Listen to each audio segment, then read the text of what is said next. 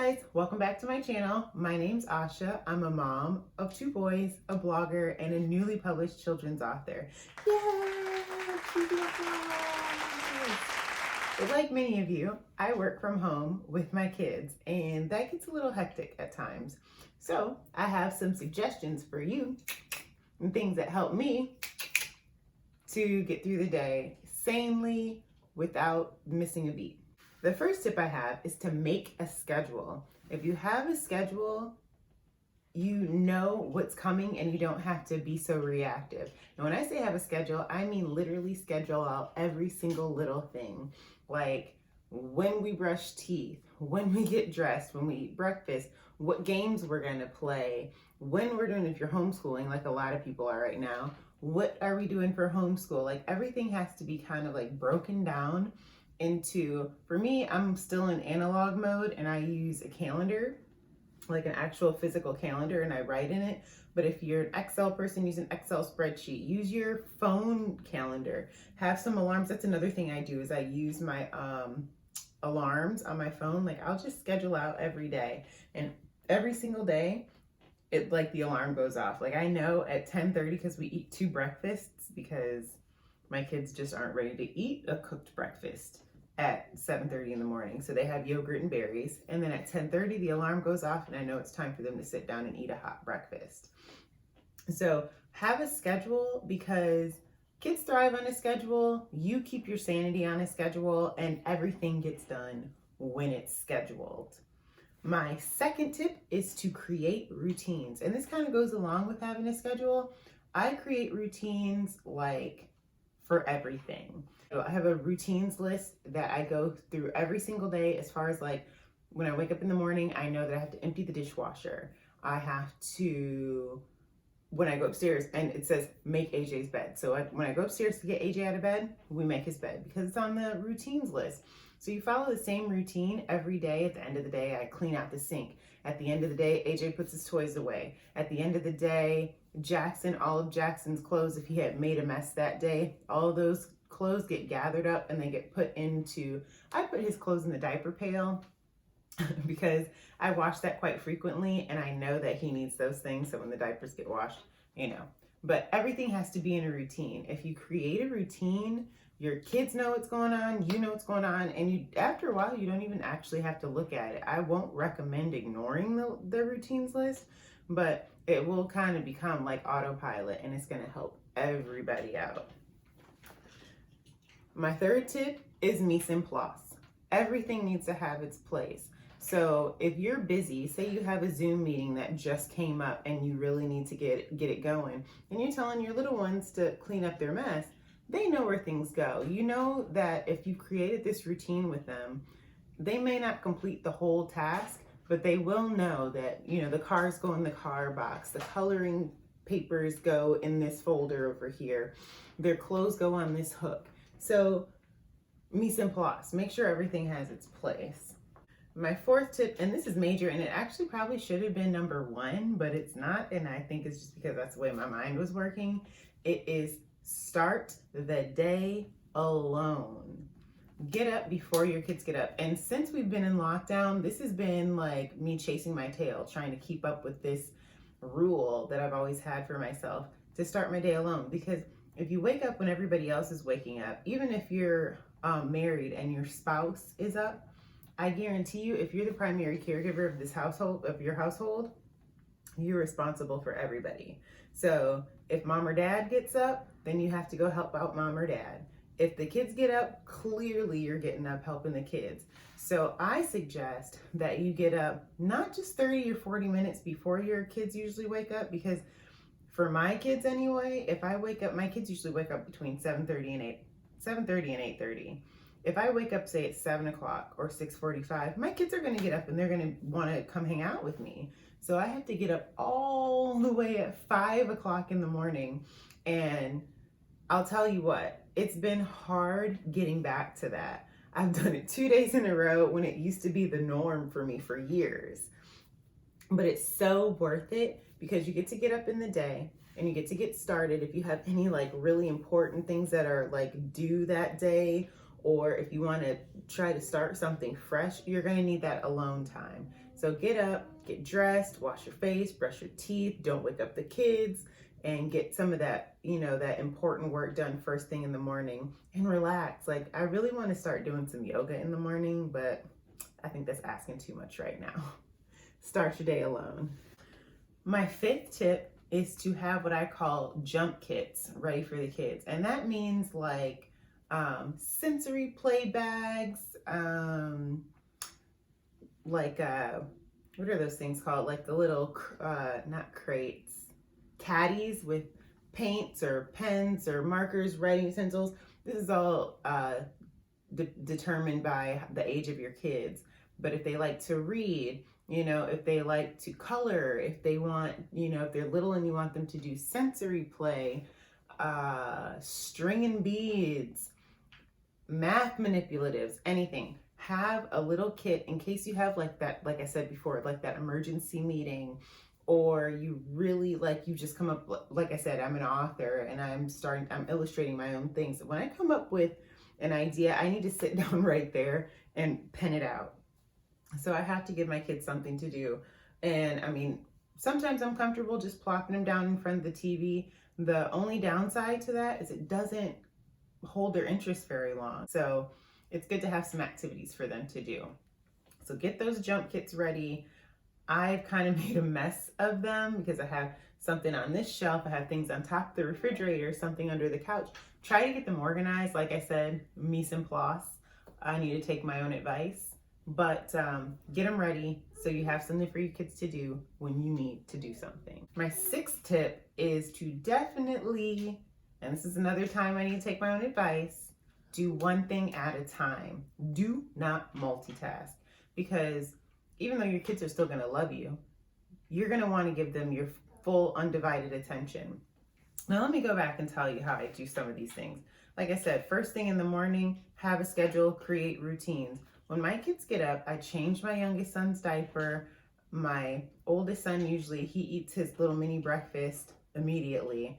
And then I pull out some toys and I sit them down on the floor in the living room. And then I do all of my social media stuff that I need to do.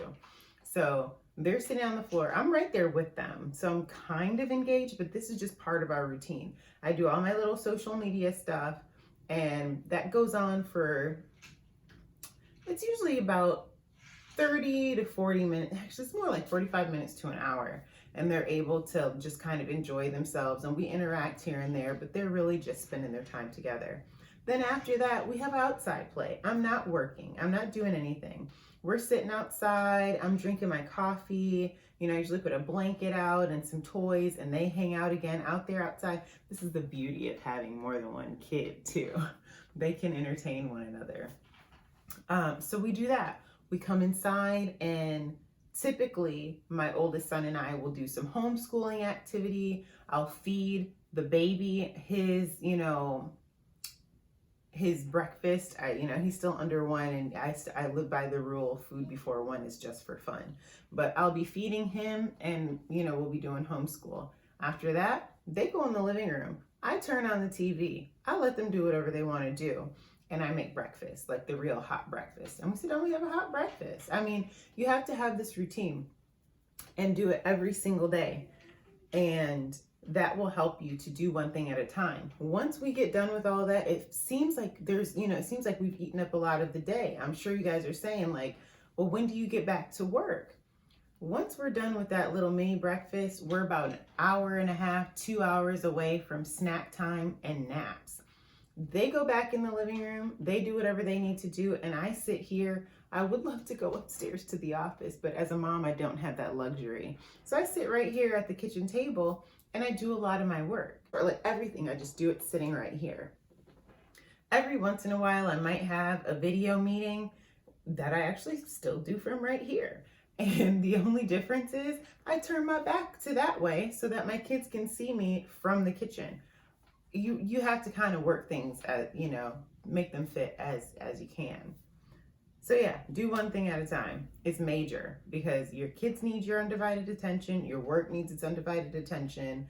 And if you're trying to, even with your work, like say you give your kids 100% of your attention, you got to give each task 100% of your attention to, because if you do 4 or 5 different things at a time, at the end of the day, you're just going to be frustrated because you didn't get anything completed. And the next day, you're chasing your tail again because now there's new stuff on top of the old unfinished stuff. So one thing at a time. I know it seems like you might not be getting anything done, but just humor me and try it. I had a teacher back in middle school who used to say all the time, how do you eat an elephant? One bite at a time. My 7th tip is to always, always, always end the day with pleasure. And this could go a whole bunch of different ways. And I know for some of y'all grown folks, y'all might say, ooh, okay, I'm gonna end my day with pleasure all the time. But yeah, it could mean pleasure, but it could also mean something as simple as, you know, reading some fiction, watching TV, eating something delicious, having a nice glass of wine, sitting in the tub, sitting outside in your little what is that called? Folding chair, whatever it is. That's, you know, my thing is a beer and outside in the folding chair. Sometimes it's just laying in front of the TV. But you always want to give yourself time to decompress, especially when you're a parent working from home. Think about back in the day before you had kids, when you would get out of work, and say if you're a social person like me, I'm such a talkative person. I'm always moving, I'm always shaking. But for that first like hour or two after I get out of work, like people are like, my kid's over there. People would be like, you know, why are you so down? Why do you seem so introverted? I'm not introverted. I'm just decompressing. I've been busy talking and chatting and doing all kind of stuff all day. I need to relax for a minute and take that same idea and bring it home. When your kids go to bed, you decompress. You can't go to bed straight after you got out of work. And when your kids are going to bed and after you clean up the house or whatever, that's the end of your work day. And you need to decompress. So do that. End the day with pleasure. I don't care if you just do one thing that you really love to do that you can do at home, do that. Or if you have a person you want to go out and, you know, go to the neighborhood bar and have a drink, or if you want to go walk around Target. If you have somebody at home with your kids, let them take care of the responsibility of holding down the fort, and you go out there and you get a little bit of woosah. You feel me? Okay. My 8th tip is to be flexible. I know I just said earlier that my kid is just sitting over there. It's quiet time right now. My baby's upstairs asleep, but my oldest didn't feel like staying in bed. So he's down here on the couch with some toys. I told him to sit over there and be quiet. And that's what he's doing. Every once in a while he gets a little loud. I have to go and address it and come back and finish talking to you guys. So be flexible. You're not always going to be able to do everything in the exact order that you always want to do, but that's why you have the schedule. You have the parameters. You know where you're supposed to be. You know what you're supposed to do. And sometimes you might step outside the box, but just come right back in when you get a chance. And it will help you to keep being productive, and you won't start falling behind. And my very, very last tip is the biggest one. No, it's not the biggest one.